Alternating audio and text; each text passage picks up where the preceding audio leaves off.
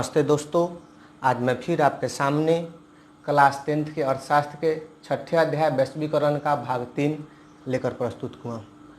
ये इसका अंतिम भाग है।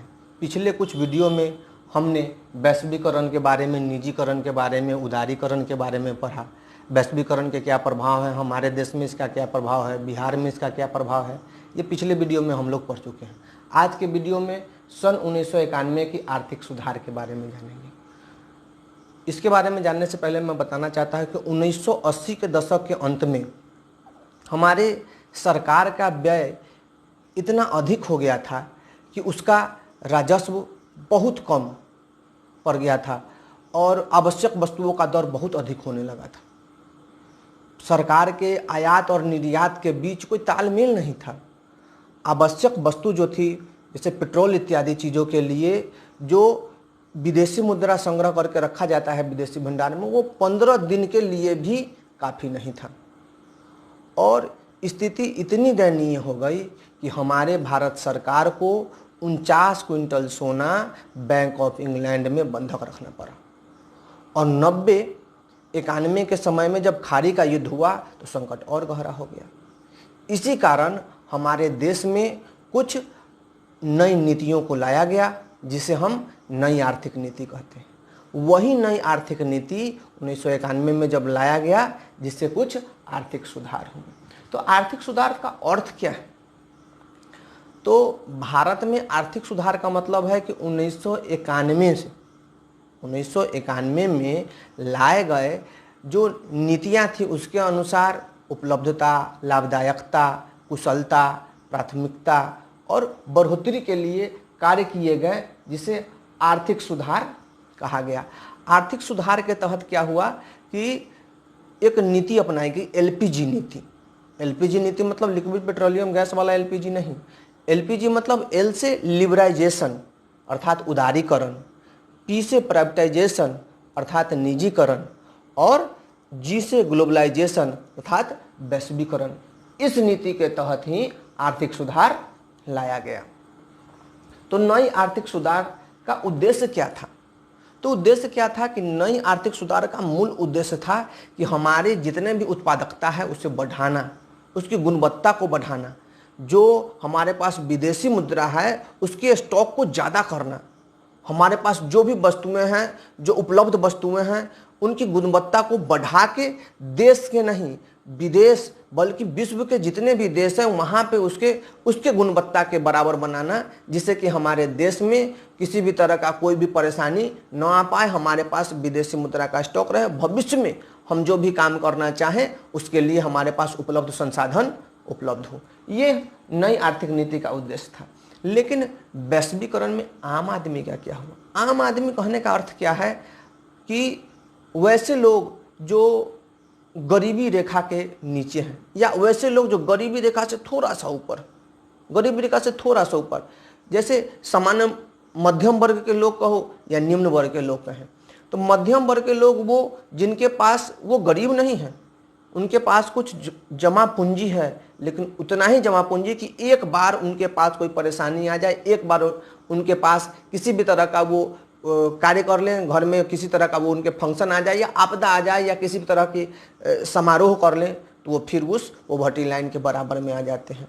तो आम आदमी कहते हैं उनको क्या है कि जो संघर्ष करता है अपनी मूलभूत आवश्यकताओं को पूरा करने के लिए, अपने रोटी, कपड़ा, मकान, शिक्षा, स्वास्थ्य के लिए वो संघर्ष करता है। हमारे आपके जैसे लोग जो सामान्य आदमी है, और भारत में सामान्य आदमी कितने प्रतिशत है? तो जितना भी जनसंख्या है भारत में, उसके 85% लोग सामान्य वर्ग में आते हैं, जिनको बोलते हैं कॉमन मैन।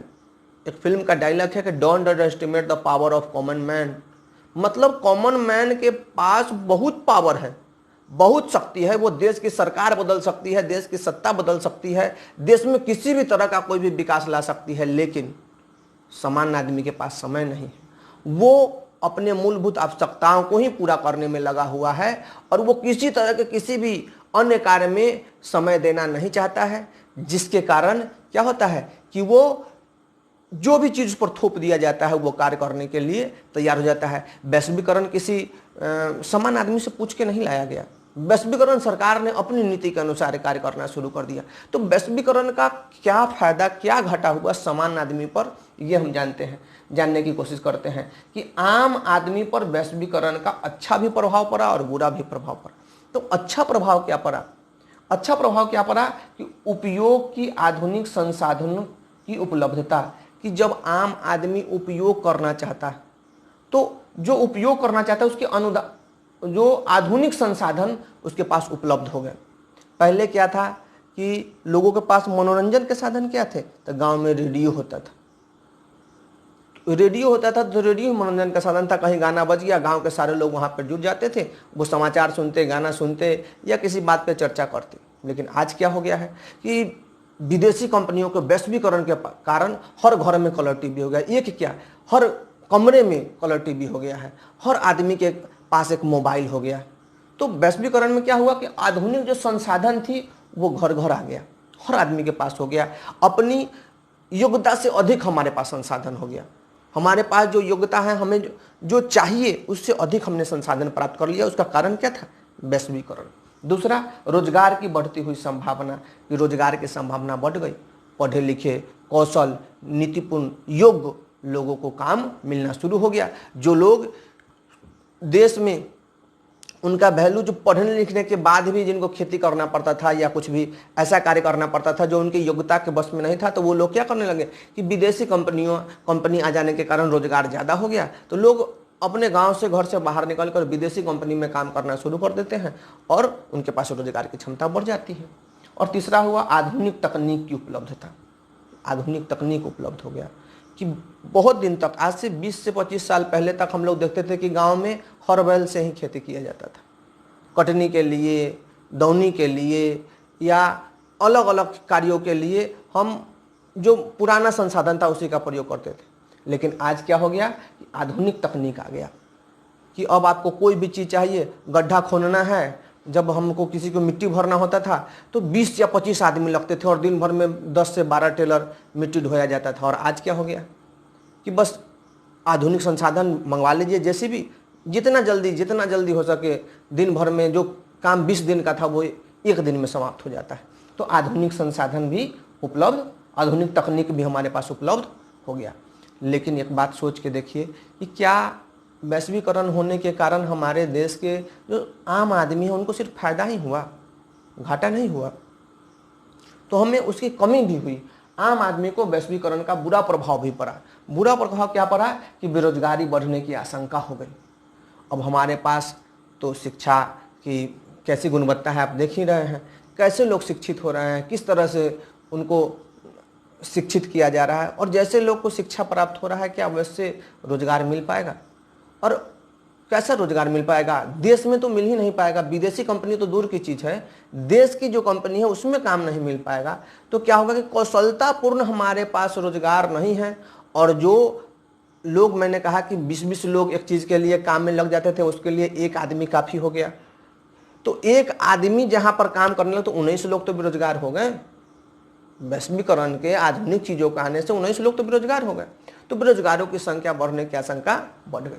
दूसरा चीज़ क्या था कि उद्योग एवं व्यवसाय के क्षेत्र में बढ़ती हुई प्रतियोगिता, कि जब हमारे पास रोजगार की कमी है, हमारे पास पूंजी की कमी है, तो हमारे पास बचत की क्षमता कम है, तो हम अपना जो कार्य क्षमता, अपना जो उद्योग लगाएंगे, हम कुटीर उद्योग लगाएं, लघु उद्योग लगाएं, तो उसमें जो हम अपना बचत लगाएंगे, अपना पूंजी लगाएंगे, वो तो हमारे पास कम है। और जिसके पास पूंजी कम है वो विदेशी कंपनियों से क्या प्रतियोगिता करेगा? अपने देश की कंपनी से तो प्रतियोगिता कर ही नहीं पाते। हम अपने, जब एक वस्तु या एक दुकान या एक कोई चीज़ खुल जाता है कहीं पे और वो अच्छा से कार्य करने लगता है और उसी के प्रतियोगिता में सिर्फ दूसरा चीज़, तीसरा नहीं, दूसरा चीज़ खुल जाता है, तो कार्य करने की क्षमता कम हो जाती है। लोगों में कमी आने लगती है कि ओह, कैसे उसने मेरे जैसा ही संसाधन खोल दिया है, मेरे जैसा ही दुकान उसने क्यों खोल दिया? तो एक जब छोटी सी चीज़ को हम प्रतियोगिता नहीं कर पा रहे हैं, तो कैसे विदेशी कंपनियों से हम प्रतियोगिता कर पाएंगे कि हमारे पास ऐसी कौशलता है? वैश्वीकरण में हम प्रतियोगिता के आगे, प्रतियोगिता में उससे आगे निकलने की तो दूर की बात है, उसके नज़दीक पहुंच पा रहे हैं। ये भी वैश्वीकरण का घाटा है। तीसरा है श्रम संगठनों का बुरा प्रभाव। श्रम संगठन कहने का मतलब कि मजदूरों का एक यूनियन था जो देश या राज्य के अंतर्गत अपना कार्य करता था, कि मजदूरी के घंटे, कार्य के समय, उनके लिए जो पैसा निर्धारित किया जाता था कितना दिया जाए, ये उनका एक संगठन था। लेकिन अब वैश्वीकरण हो गया, अब देश के दूसरे देश से लोग आ रहे हैं रोजगार प्राप्त करने, तो क्या ये संगठन कार्य कर पाएगा? राज्य के छोटा संगठन है या किसी समुदाय का एक संगठन है, एक मजदूरों का संगठन है, तो मजदूर के संगठन अगर यहाँ काम नहीं करेगा तो पंजाब से मंगवा लेंगे। अगर पंजाब से काम नहीं करना चाहेगा या देश के संगठन नहीं काम करेंगे तो विदेश से मंगवा लेंगे। वैश्विक कंपनी है, विश्व स्तरीय कंपनी है, आपको कार्य करना है करो, नहीं करना है जाओ।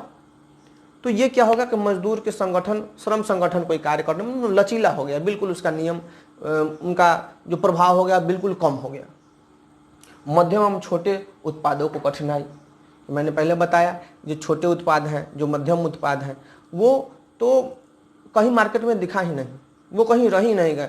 छोटा छोटा कार्य करने वाले लोगों का कोई वैल्यू नहीं रह गया वैश्वीकरण के अंतर्गत। अब तो मॉल खुल गया, छोटा दुकान जो चलाता था गांव में, अब क्या हो गया, एक मॉल खुल गया कि एक ही जगह पर सारा वस्तु उपलब्ध हो जाएगा। अब आपको सब्जी भी खरीदना है तो आप मॉल जाकर सब्जी खरीद सकते हैं, पूरा पैक करके, बहुत अच्छा से, बहुत सुविधाजनक चीज़ से, महंगा लेकिन फिर भी लोग वहीं जाकर खरीदते हैं। सस्ता चीज़ों को बोलते हैं कि नहीं ये खुला में है, गंदा पड़ गया, ये हो गया, या धूल मिट्टी पड़ता। मतलब अब लोगों में क्या हो गया, मेंटलिटी स्तर बढ़ना शुरू हो गया। जिसके पास कुछ पैसे हो गए वो सामान्य चीज़ खरीदने के लिए तैयार नहीं है, पैकिंग वाले चीज़ ही खरीदते हैं। तो क्या कर पाएंगे, मध्यम और छोटे उत्पादक में बहुत कठिनाई होने लगा वैश्वीकरण के कारण। और कृषि एवं ग्रामीण क्षेत्रों का संकट आने लगा, कृषि एवं ग्रामीण क्षेत्र का संकट आने लगा कि खेती बाड़ी में कमी होने लगा। अब उद्योग में लोग ज़्यादा जाने लगे। लोग अपने बच्चों को ये नहीं कहते हैं, हर आदमी चाहता है कि मेरा बच्चा डॉक्टर बने, इंजीनियर बने, बड़ा से बड़ा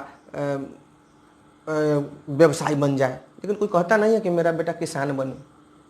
कृषि के क्षेत्र में कोई अपने बच्चों को नहीं, मजबूरी में कुछ लोग कृषि कर रहे हैं। अगर हमारे देश में भी कृषि में इंटरेस्ट लेके, रोचकता से, भाव बन के, जैसे लोग कहता है कि मेरा बेटा देश के लिए सेवा करेगा तो क्या बनेगा, तो वो सेना में जाएगा। वैसे ही लोग देश की सेवा किसान बन के नहीं करना चाहते कि मेरा बेटा किसान बने और देश की सेवा करे, उपज बढ़ाए या कुछ ऐसा करे, ऐसा हम नहीं सोचते। तो क्या होगा कि वैश्वीकरण जैसे ही आ गया, हमारे दिमाग में ये चला गया कि नहीं, जो आदमी जितना ज़्यादा आधुनिक है, जितना ज़्यादा अंग्रेजी जानता है, जितना ज़्यादा स्टाइल में रहता है, वो ज़्यादा ऊँच है, और जो समान, कमज़ोर और मेहनत करने वाले लोग हैं उनका कोई वैल्यू नहीं है। तो वैश्वीकरण में हमारे जैसे देश में, मतलब विकासशील देशों में या अर्धविकसित देशों में क्या कि वैश्वीकरण का फायदा से ज़्यादा क्या है, हानि। वैश्वीकरण में लोगों के भावनाओं का कोई महत्व नहीं, वैश्वीकरण में सिर्फ फायदा। विश्व दूसरे देश की कंपनी हमारे यहाँ आएगी तो क्या सोचेगी, फायदा। और हम अपने देशों के लोगों के रोजगार के लिए, हम अपने देशों के किसानों के सहयोग के लिए कुछ नहीं कर पाते। तो ये वैश्वीकरण का फायदा और घाटा है मिला जुला कर। लेकिन पूरे विश्व का देश, हर आदमी अब वैश्वीकरण की तरफ जा रहा है, तो हमें भी जाना ही होगा, हमें उनसे कदम से कदम मिला कर उनके साथ चलना ही होगा। इसलिए वैश्वीकरण हमारे यहाँ उपयोगी है। तो इन 3 वीडियो में हमने वैश्वीकरण के संपूर्ण जानकारी को प्राप्त किया। अब आसानी से आप सवाल का जवाब दे सकते हैं कि वैश्वीकरण क्या है, निजीकरण क्या है, उदारीकरण क्या है, हमारे देश में वैश्वीकरण, निजीकरण कब आया, नई आर्थिक नीति किसे कहते हैं, देश के आर्थिक नीति में भारत में वैश्वीकरण का क्या प्रभाव पड़ा, क्या वैश्वीकरण का अच्छा और बुरा प्रभाव हमारे राज्य बिहार में भी पड़ा, आम आदमी वैश्वीकरण में किस तरह महसूस करता है, क्या आम आदमी सहज महसूस करता है वैश्वीकरण। ऐसे कुछ सवालों का जवाब आप आसानी से दे सकते हैं।